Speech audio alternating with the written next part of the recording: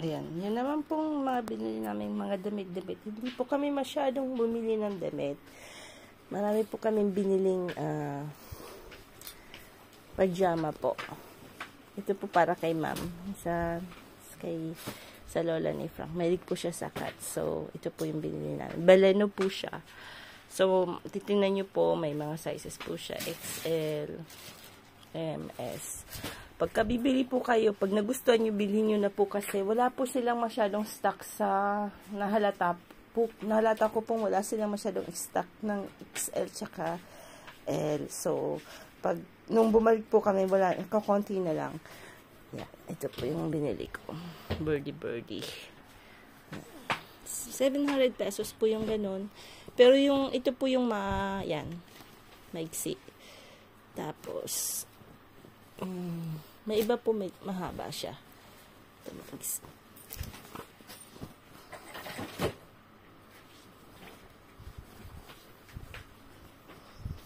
Hindi nabili yata ni Osh. Maiksi din. So, after kung gusto niyo po jogging pants na 300 po yata. Tapos, meron din po akong nabiling ito. Tapos, kung bili. Maganda po kasi yung pagka-cotton ng baleno. Ayan. Ito maganda yung design niya. Flowers. Parang ano po siya, parang matte na pagka-color. Parang gano'n. Tapos, ayan, mga binili kong scissors. Mahal kasi po dito yung scissors.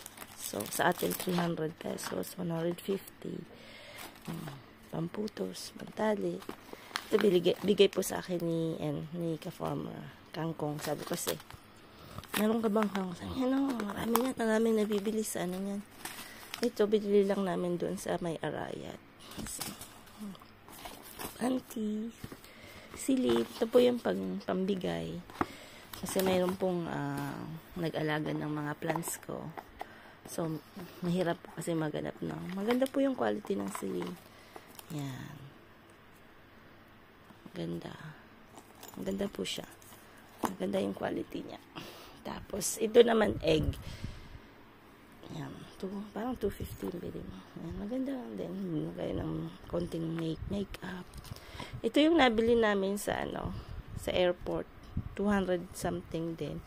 So, kaya lang, yung zipper niya, yun, sabi ko nga kay Osh, maganda pero parang mabilis masira. Tapos, ito naman yung nabili ko.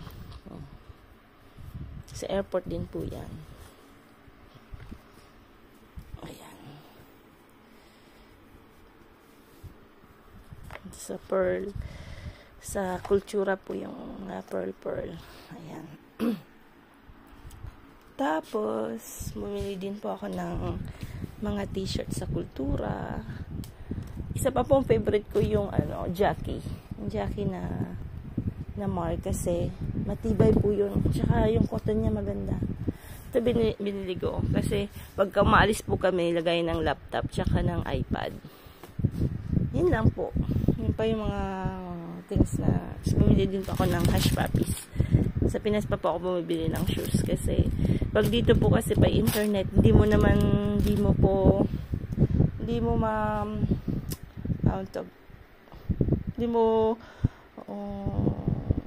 pag sa shop po pwede mong i-choose po yung kasi minsan masakit sa paa. Pero hush puppies po kasi sarap gamitin. So, every time yung last ko po that's 4 years ago. Yun lang. Isa lang po kasi ako bumili na another one. Kasi yung chinelas ni Frank. Ayan po yung mga nabili namin. Thank you po for watching. Thank you po.